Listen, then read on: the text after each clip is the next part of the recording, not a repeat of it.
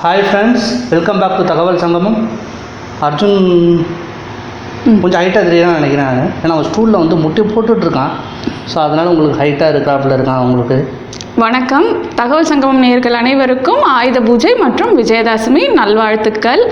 இன்றைக்கி வந்து நாங்கள் ஆயுத பூஜைக்கு எப்படி ரெடி ஆகிறோம், இவங்க 2 பேரும் அவங்களோட வெஹிக்கல்லாம் எப்படி க்ளீன் பண்ணியிருக்காங்க, நான் கிளினிக்கில் நேற்று ரொம்ப சிம்பிளாக பூஜை பண்ணேன், அதை எப்படி பண்ணியிருக்கோம் எல்லாமே இந்த வீடியோவில் அட்டாச் பண்ணியிருக்கோம். இது ஒரு கேஷுவல் vlog தான், பட் நாங்கள் எப்படி ஒரு ஃபெஸ்டிவலுக்கு எப்படி ரெடியாக இருக்கோம் அப்படின்னு சொல்லிட்டு பாருங்கள். ஸோ வாங்க வீடியோக்குள்ளே போகலாமா? வீடியோக்குள்ளே போகலாம். கதவு திறந்து விட்டு போகலாம். ஹாய் ஃப்ரெண்ட்ஸ், இன்றைக்கி வந்து நான் கிளினிக்கில் இப்போது எப்படி பூஜை பண்ணியிருக்கோன்னு காட்டுறேன். ஆக்சுவலாக வழக்கமாக வந்து நல்லா கிராண்டாக பண்ணுவோம். என் அட்டெண்டர் ரொம்ப கிராண்டாக பண்ணுவாங்க. நான் வந்து தட்டைப்பயிறு கொண்டக்கடலை அந்த மாதிரி நிறையா பண்ணி வச்சுட்டு சாமி கும்பிட்டுட்டு நைவேத்தியம் பண்ணிவிட்டு என் பேஷண்ட்ஸ் எல்லாருக்குமே வந்து தொன்னையில் கொடுத்தேன் நான். பட் இப்போ வந்து கிளினிக்லேருந்து எடுத்துகிட்டு போகிறத எப்படி அவங்க எடுத்துப்பாங்கன்னு தெரியல. அதனால் வந்து நான் பயிறு கொண்டக்கடலை எதுவுமே பண்ணல. வெறும் வாழைப்பழம் வச்சு ஊதுபத்தி ஏற்றி சிம்பிளாக நானே ஹஸ்பண்ட் மட்டும் சாமி கும்பிட்டு அவரையும் அனுப்பி விட்டுட்டேன். என்ன பேஷண்ட்ஸ்லாம் வர ஆரம்பிச்சிட்டாங்க அப்படின்னு சொல்லிட்டு அவரையும் அனுப்பி விட்டுட்டேன். இதுதான் ஃபஸ்ட் டைம் ரொம்ப சிம்பிளாக எங்கள் கிளினிக்கில் சாமி கும்பிட்ருக்கோம். பாருங்கள், இவ்வளோ தான் நான் வச்சுருக்கேன் சாமி படம். இதை வச்சு நான் சிம்பிளாக விளக்கேற்றிட்டு அப்புறம் வெத்தலை பார்க்க தெர்மோமீட்டர், பல்ஸ் ஆக்சிமீட்டர், அப்புறம் கொஞ்சம் இன்ஸ்ட்ருமெண்ட்ஸ், ஒரே ஒரு ஊதுபத்தி, இந்த மாதிரி சிம்பிளாக பண்ணியாச்சு. வழக்கமாக நல்லா கிராண்டாக பண்ணுவோம்.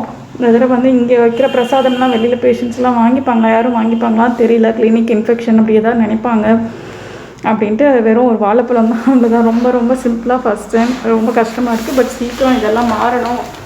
அடுத்த வருஷம் பழையபடி உலகம் மாறணும், எல்லோரும் நல்லா எல்லா ஃபெஸ்டிவலையும் செலிப்ரேட் பண்ணணும்னு கடவுளை வேண்டிக்கிறேன். இப்போ சும்மா என் கிளினிக்கை பாருங்கள். சில போஸ்டர்ஸ்லாம் பாருங்கள், உங்களுக்கு யூஸ்ஃபுல்லாக இருக்கும்னு நினைக்கிறேன்.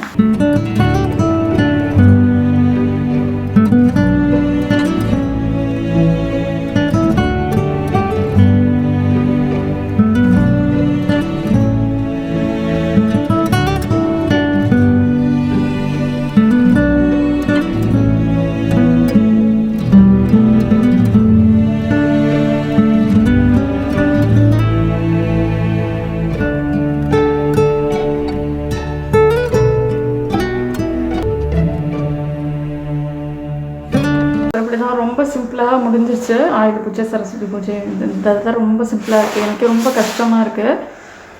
பார்ப்போம், கூடிய சீக்கிரம் அந்த நிலைமையெல்லாம் மாறி எல்லோரும் நல்லா பழையபடி ஆகணும்னு கடவுள்கிட்ட வேண்டிக்கலாம். இப்போ சக்கரை பொங்கல் நல்லா ரெடி ஆகிட்டுருக்கு. வாசனை எங்களை எழுப்பிடுச்சு. சீக்கிரமாக எழுந்திரிச்சு எங்கள் மாமியார் செஞ்சுட்டாங்க. கிளினிக் நேற்று போயிட்டு வந்ததுனால ரொம்ப டயர்டாக தூங்கிட்டு அவங்க ஏர்லியராகவே எழுந்திரிச்சு செஞ்சிட்ருக்காங்க. இப்போ அர்ஜுன் வந்து யோகா பண்ணிகிட்ருக்கா. Good morning. Good morning.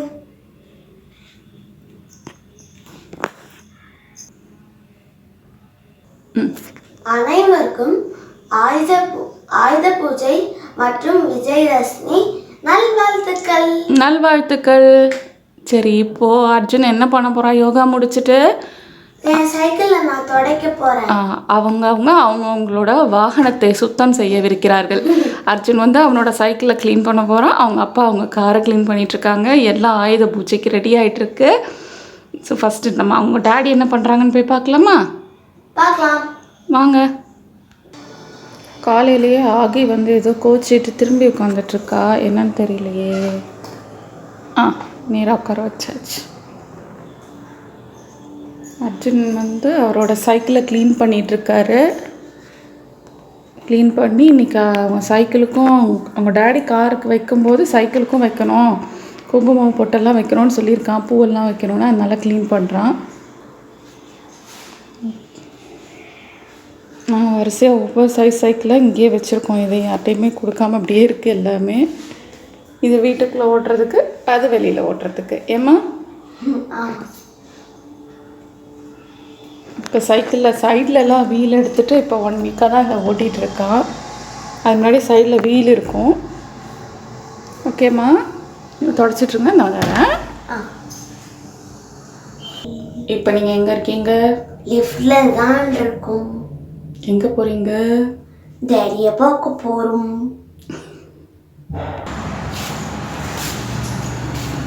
Daddy வா. கார் பழக்குது. என்ன ஓய்? நீ தொடச்சிட்டியா சைக்கிள? நான் தொடச்சி முடிச்சிட்டேன். தொடச்சி முடிச்சிட்டியா? அதுக்குள்ளேயே முடிச்சிட்டியா? தொடச்சிட்டியா இல்லை தொடச்சாப்புல ஏதாவது? சைக்கிளில் அப்படியே பலன்னு தொடச்சிட்டாரு. காரும் பலன்னு ஆயிடுச்சு. இன்னும் டைம் இருக்கு. பல இதுக்கப்புறம் தான் நம்மளோட கைவண்ணத்தை பார்ப்போம். உங்கள் கைவண்ணத்தை பார்க்க ஆவலுடன் காத்திருக்கிறோம். இந்த காக்காக்கும் குருவிக்கும் என் கார் மேலே அவ்வளோ லவ். இந்த சைடு பார்க்கணும், நான் நிப்பாட்டினாலே போதும். அப்பார்ட்மெண்ட்டில் சைடு வழியாக எல்லாத்தையும் போட்டு போயிடும். 2 நாளைக்கு ஒரு தடவை, வாரத்தில் ஒரு நாள் கழுவி விட்டா பரவாயில்ல, 2 நாளைக்கு ஒரு தடவை கழுவி விட்டு. எனக்கும் அர்ஜுனுக்கும் அவங்க டேடியை பிடிக்குதோ இல்லையோ, காக்காக்கும் குருவிக்கும் ரொம்ப பிடிக்குது. காரை கட்டாலே ரொம்ப பிடிக்கும். அது ஆக்சுவலாக சைடு ஃபுல்லாக அடிச்சு விட்டுரும். இந்த கார் வந்து நாங்கள் வாங்கி ஒரு 2 இயர்ஸ் தான் ஆச்சு. இது வந்து அர்ஜுன் டேடி வந்து எனக்கும் அர்ஜுனுக்காக இந்த காரை கிஃப்ட் பண்ணாங்க. அதுக்கு முன்னாடி ஃபஸ்ட்டு கார் வந்து என்னோட டேடி அர்ஜுன் பிறந்தோன்னே கிஃப்ட் பண்ணாங்க. அது பிளாக் கலரில் கிடச்சிருச்சு. அது அப்பாவுக்கு ஒரு வருத்தமாகவே இருந்தது, பிளாக் காராக ஆகிடுச்சேன்ட்டு. அதனால் அடுத்த தடவை வந்து நாங்கள் ரெட் கார் தான் வேணும்னு சொல்லி கிட்டத்தட்ட 1.5 months வெயிட் பண்ணி இந்த காரை நாங்கள் வாங்கினோம். பிளாக் கலர் காரில் இன்னும் மோசமாக இருக்கும். ஒயிட்டாக இருக்கும். அதுவே வந்து ஒரு ஃபேஷனாக மாறிடுச்சு. நான் 1 நாள் 2 நாள் தொடச்சேன். அதுக்கப்புறம் துடைக்கிறது இல்லை. வாரத்தில் 1 நாள் தான் துடைக்கிறது. நீ எத்தனை தடவை வேணால் போய்க்கும், வாரத்தில் 1 நாள் தான் துடைப்பேன் அப்படின்னு சொல்லிட்டு. இப்போ ரெட் கலர் கார் கொஞ்சம் பெட்டர், கொஞ்சம் அழுக்கு கம்மியாக தெரியுது. பிளாக் காரில் ரொம்ப இதாக இருக்கும். ஆனால் ரெட் கலர் கார் வாங்கணுங்கிறதுனால நாங்கள் வெயிட் பண்ணி வாங்கினோம் ரொம்ப நாள். இது வந்து நான் last week Kullu shopping video பார்த்துருப்பீங்க. அதில் அந்த கடையில் தான் நான் வாங்கிட்டு வந்தேன். எனக்கு ரொம்ப பிடிச்சது, பார்க்கவே ரொம்ப அழகாக இருந்தது. அந்த ஆண்டி இது கிஃப்டாக தான் எனக்கு கொடுத்தாங்க. ஆனால் முடியாதுன்னு சொல்லிட்டு அப்புறம் நான் பணம் கொடுத்துட்டு வந்தேன் அவங்களுக்கு. ரொம்ப அழகாக இருந்தது, எனக்கு ரொம்ப பிடிச்சிது. நான் கிளினிக்கில் இந்த மாதிரி வெங்கலத்தில் வச்சுருக்கேன். பட் இது எனக்கு ரொம்ப பிடிச்சிது. அதுவும் ரெட்டுக்கு அந்த எல்லோ கலர் ஃப்ளவர் ரொம்ப பிடிச்சதுனால இந்த மாதிரி வைக்கலான்னு டெய்லி வச்சிட்ருக்கோம். இது வச்சா வந்து பாசிட்டிவ் வைப்ரேஷனாக இருக்கும் அப்படின்னு அந்த ஆண்டி சொன்னாங்க. அதனால் வாங்கிட்டு வந்தேன். இது வந்து ஹோம் டூர் பார்ட் 2 அர்ஜுன் பண்ணியிருக்கான், அவங்க பெரியம்மா மாதிரி. பார்ட் 1 வந்து ஏற்கனவே நான் ஒரு தடவை காமிச்சேன் அர்ஜுன் பண்ணியிருக்கான்ட்டு. இது பார்ட் 2 இந்த வீடை காமிச்சோடனே நான் கேட்டேன், இதே மாதிரி வீடு நீ பெருசானோடனே எனக்கு கட்டி கொடுப்பியாம்மா அப்படின்னு கேட்டேன். ஃபஸ்ட்டு சரிண்ணா. அப்புறம் திடீர்னு வந்து இல்லைம்மா, இந்த மாதிரி வீடெலாம் நம்ம விளாட்றதுக்கு மட்டும்தான் வச்சுக்கணும், ஒரு ரியலில் பண்ணக்கூடாது. ஏன்னா ஃப்ளட்டெல்லாம் வந்தால் ஈஸியாக கீழே உள்ளே போயிடும், தண்ணியெல்லாம் உள்ளே போயிடும். அதனால் நம்ம வந்து 2nd floorல போய் இருந்துக்கிறது தாம்மா சேஃபு அப்படின்னா. ஏன்னா அவன் சென்னையில் ஃப்ளட்டு வந்தப்போ அது அவனுக்கு நல்லா ஞாபகம் இருக்குது. அதனால் அந்த மாதிரி பயந்துட்டு சொன்னான். ஸோ இப்போ ரெஃப்ரிஜிரேட்டர் எல்லாத்துக்குமே போட்டு வைக்க போகிறோம், சந்தன குங்குமம் வைக்கணும். கீழே கார் வந்து எங்கள் அப்பா ஃபஸ்ட்டு கார் வாங்கி கொடுத்தாருன்னு சொன்னேன். அப்புறம் இதை சொல்லலைன்னா அம்மா கோச்சிப்பாங்க. இந்த ரெஃப்ரிஜிரேட்டர் லாஸ்ட் இயர் என்னோடய பர்த்டேக்கு எங்கள் அம்மா வாங்கி கொடுத்தாங்க. எவ்வளோ பெரிய ரெஃப்ரிஜிரேட்டர் வாங்கினான்னு எனக்கு பற்ற மாட்டேங்குது. ஏன்னா எங்கள் அம்மா மிளகாத்தூள் மல்லித்தூள் எல்லாமே அரைச்சி கொடுத்து மொத்தமாக அரைச்சி கொடுத்துட்றாங்க நிறையா. அதனால் எவ்வளோ பெரிய ரெஃப்ரிஜிரேட்டர் வாங்கினா பத்தலை. அதான் அர்ஜுன் சொல்லியிருக்கான், நெக்ஸ்ட் டைம் எங்கள் அம்மாவுக்கு பீரோ சைஸில் வாங்கி கொடுத்துருங்க அம்மாச்சி அப்படின்ட்டுருக்கான். இந்த ஷீல்டெல்லாம் வந்து அர்ஜுன் நிறையா காம்படிஷனில் வாங்கினது. அர்ஜுன் ஒரு 6 months பேபியாக இருக்கும்போது எடுத்தது.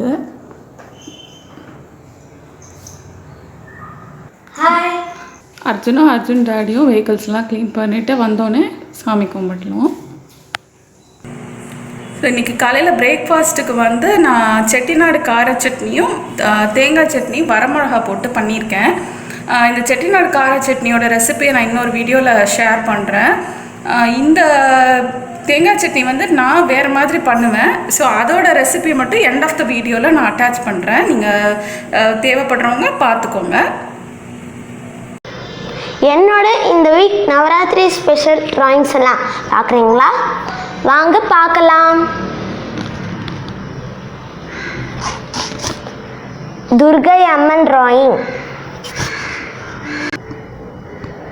Saraswati drawing, Sivan drawing. இந்த வீக் நான் வரைஞ்ச டிராயிங்லாம் உங்களுக்கு பிடிச்சிருந்தா கமெண்ட் செக்ஷனில் பின் பண்ணுங்கள். இது என்னோட ஆயுத பூஜை ஸ்பெஷல் டிராயிங்.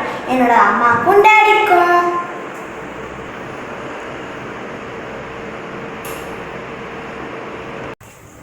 இப்போ நாங்கள் நெய்வேத்தியத்துக்கு வந்து இன்றைக்கி கொஞ்சம் தான் பண்ணியிருக்கோம். ஆக்சுவலாக டைம் இல்லாதனால கொஞ்சமாக பண்ணியாச்சு. சக்கரை பொங்கல் பண்ணியிருக்காங்க எங்கள் மாமியார். நான் கடு உளுந்து பருப்பு போட்டு கொண்டக்கட்டில் தாளித்து வச்சுருக்கேன்.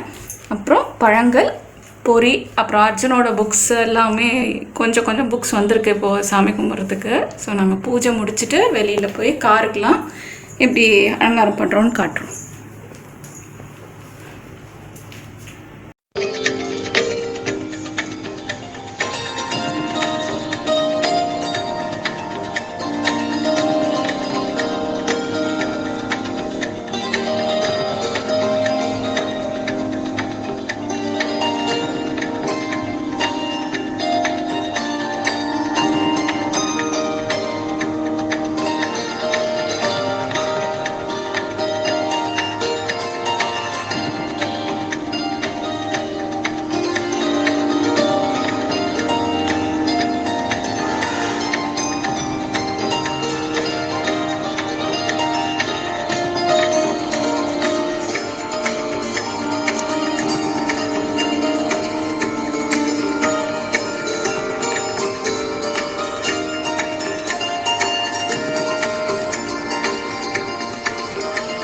नमः विश्वजनन्यै नमः भुक्षै नमः दारिद्र्यनाशिन्यै नमः प्रीतिपुष्करिण्यै नमः शान्तायै नमः शुक्लमान्यम्बरायै नमः सूर्यै नमः भास्कर्यै.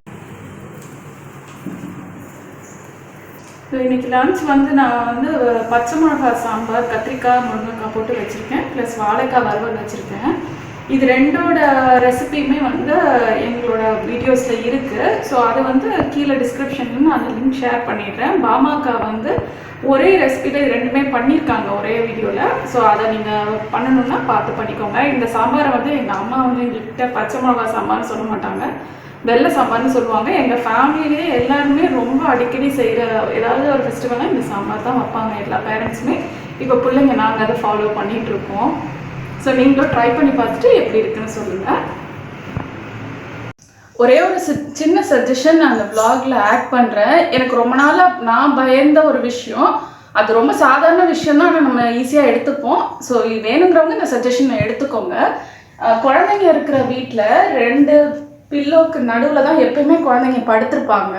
யூஸ்வலாகவே பேரண்ட்ஸ்க்கு நடுவில் தான் குழந்தைங்க படுப்பாங்க. அந்த மாதிரி படுத்திருக்கும் போது 2 பேரண்ட்டும் ஆன் தி எய்தர் சைடு அப்படி திரும்பி படுத்துட்டாங்க அப்படின்னா பில்லோ அந்த மாதிரி ரொம்ப சாஃப்டான கொஞ்சம் பெரிய பில்லோனா என்ன ஆகுனா இப்படி தூக்கிக்கும் குழந்தைங்களோட தலை நடுவில் மாட்டிக்கும். இதை நான் 2-3 பேர் என்கிட்டே சொல்லியிருக்காங்க. என் அக்காவும் ஒரு தடவை சொன்னா என்கிட்ட. நானும் பயப்படுவேன்ப்பா, இடையில பாப்பாவோட தலை நடுவில் மாட்டிக்கிட்டு நான் எந்திரிச்சு பார்த்துட்டே இருப்பேன்பா. நானும் முன்னாடி நிறைய தடவை நோட்டீஸ் பண்ணியிருக்கேன். அர்ஜுனோட தலை இதுக்கு நடுவில் போயிடும், இந்த 2 பில்லோவும் நவுந்துரும். அது சேஃப்டி கிடையாது. சம்டைம்ஸ் அந்த மாதிரி கொஞ்சம் டேஞ்சர் ஆகிடும். ஸோ ரொம்ப சாதாரண சொல்யூஷன் தான் இதுக்கு. இந்த மாதிரி ஒரு பெட்ஷீட்டை எடுத்து கம்ப்ளீட்டாக 2 பில்லோவை சேர்த்து இப்படி க்ளோஸ் பண்ணி நடுவில் கேப்பே எல்லாமே க்ளோஸ் பண்ணி டைட்டாக வச்சுருங்க. வச்சுட்டிங்க அப்படின்னு சொன்னீங்கன்னா குழந்தைங்களோட தலை நடுவில் போய்க்காது, நம்மளும் பீஸ்ஃபுல்லாக தூங்கலாம். ஏன்னா இடையில எழுந்திரிச்சு செக் பண்ணுவேன் நான் அர்ஜுன் தலை நடுவில் இருக்கான்ட்டு. அக்காவும் அது சொன்னா என்கிட்ட ஒரு தடவை. ஸோ இதை நான் சஜஷனாக கொடுக்கணும்னு நினச்சேன். தேவைப்படுறவங்க எடுத்துக்கோங்க. ஸோ இந்த மாதிரி 2 பில்லோவையும் சேர்த்து ஒரு பெட்ஷீட்டால் ஹோல்ட் பண்ணிவிட்டு இப்படி டைட்டாக வச்சுருவேன். ஸோ நடுவில் கேப்பே இருக்காது. ஸோ குழந்தைங்களோட தலை நடுவில் போய்க்குமோங்கிற பயம் இல்லாமல் நம்ம தூங்கலாம். இது சாதாரண விஷயம் தான், நிறைய பேரண்ட்ஸ் நோட் பண்ணியிருப்பாங்கன்னு தெரியல. பட் எனக்கு இதை சொல்லணும்னு தோணுச்சு, அதனால தான் சொன்னேன். தேங்காய் சட்னி செய்வதற்கு தேவையான பொருட்கள்: துருகுன தேங்காய் 1 கப், பொட்டுக்கடலை 1/2 கப், உப்பு 1 ஸ்பூன். வழக்கமாக நிறைய பேர் பச்சை மிளகாவில் பண்ணுவாங்க, பட் நான் வந்து வரமிளகாவில் பண்ணுறேன். எப்போயுமே அப்படி தான் பண்ணுவேன். வரமிளகா இந்த மாதிரி பெரிய வரமிளகாவை ஒரு 4 சேர்த்துக்கோங்க. நீங்கள் கொஞ்சம் காரம் கம்மியாக சாப்பிட்றவங்க அப்படின்னு சொன்னால் 3 பெரிய வரமிளகா சேர்த்துக்கோங்க. பூண்டு 2 பல் இந்த சைஸ்க்கு. நான் பூண்டு ஏன் ஆல்மோஸ்ட் நீங்கள் ரெசிபீஸில் எல்லாத்துலேயுமே பார்த்துருப்பீங்க, நான் பூண்டு சேர்ப்பேன். ஏன்னா அது டைஜஷனுக்கு ரொம்ப ஹெல்ப் பண்ணும். நம்ம ஏதாவது ஹெவியாக சாப்பிட்டாலும் ஈஸியாக செரிமானம் மாறத்துக்காக நான் பூண்டு சேர்ப்பேன். அப்புறம் புளி இந்த அளவுக்கு போதும். பாருங்கள் எவ்வளோ கம்மியாக எடுத்திருக்கேன்னு, இது போதும். அப்புறம் தாளிக்கிறதுக்கு கடுகு, உளுந்தம்பருப்பு, கருவேப்பிலை, அவ்வளோதான். தேங்காய் சட்னி சில சமயம் நாராக இருக்கிற மாதிரி ஃபீல் ஆகும் சில பேருக்கு. மைமையாக எப்படி இருக்கும், அரைக்கிறது எப்படி அப்படிங்கிறத நான் உங்களுக்கு இன்றைக்கி காமிக்கிறேன். இப்போ நம்ம ஒன்றா எப்படி ஆட் பண்ணுறதுன்னு காட்டுறேன். தேங்காவை முதல்ல ஆட் பண்ணிக்கோங்க மிக்சியில். பொட்டுக்கடலை, வரமிளகாவை இப்படி பிச்சு போட்டுக்கோங்க.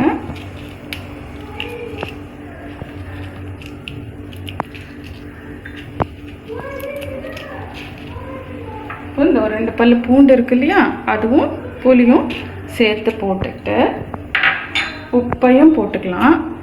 போட்டுட்டு தண்ணி விடாமல் ஒரு தடவை ஊட்டி எடுத்துக்கலாம். தண்ணி சேர்க்க வேண்டாம். இப்போ நான் ஊட்டிட்டு எடுத்து காமிக்கிறேன் எப்படி இருக்குன்னு. இப்போ பாருங்கள், நான் தண்ணி விடாமல் முதல்ல ஒரு தடவை எடுத்து வச்சுருக்கேன். இப்போ கொஞ்சமாக தண்ணி விட்டுக்கலாம். கொஞ்சமாக தண்ணி விட்டு அடுத்த தடவை ஒரு தடவை சுற்றிடலாம். இப்போ பாருங்கள் ஒரு பேஸ்ட் மாதிரி வந்திருக்கு. இப்போ இன்னும் கொஞ்சம் தண்ணி விட்டுக்கலாம். கொஞ்சம் கொஞ்சமாக கிராஜுவலாக தண்ணி விட்டு. எதுக்காக நான் இந்த மாதிரி பண்ணி காட்டுறேன் அப்படின்னு சொன்னால், நிறைய வீட்டில் தேங்காய் சட்னி கொஞ்சம் நாராக இருக்குதுன்னு கொஞ்சம் ஃபீல் பண்ணுவாங்க. இந்த மாதிரி தான் அரைச்சா மைமையாக இருக்கும், குழந்தைங்களுக்கும் பிடிக்கும். இப்போ பாருங்கள் நல்ல தேங்காய் சட்னி ரெடி ஆகிடுச்சு. இதை நான் பாத்திரத்தில் மாற்றுறேன். பாருங்கள் உங்களுக்கு என்ன கன்சிஸ்டன்சியில் வருதுன்னு. உங்களுக்கு பார்த்தாலே தெரியும் சட்னி அப்படியே மையாக இருக்குது, நாராக இருக்காது. இப்போ நம்ம தாளிக்க வேண்டியதெல்லாம் தாளிச்சிக்கலாம். உங்களுக்கு கொஞ்சம் நீர்க்க வேணும்னா கொஞ்சம் தண்ணி விட்டு நம்ம அதை ஆட் பண்ணிக்கோங்க. ஆட் பண்ணிவிட்டு இப்போ நம்ம தாளிச்சிடலாம். இப்போது இந்த மாதிரி தாளிக்கிற கரண்டியில் எண்ணெய் விட்டுக்கிட்டேன் கொஞ்சமாக. அப்புறம் கடுகு நல்லா இந்த மாதிரி பொரிஞ்சு வரும்போது உளுந்தம்பருப்பு, கொஞ்சமாக பெருங்காயத்தூள் போட்டுக்கிட்டால் நல்லாயிருக்கும். உங்களுக்கு வேண்டாம்னு நினச்சா போட வேண்டாம். கருவேப்பிலை பாருங்கள் இப்போ தாளிச்சாச்சு. இப்போ நம்ம ஆட் பண்ணிக்கலாம்.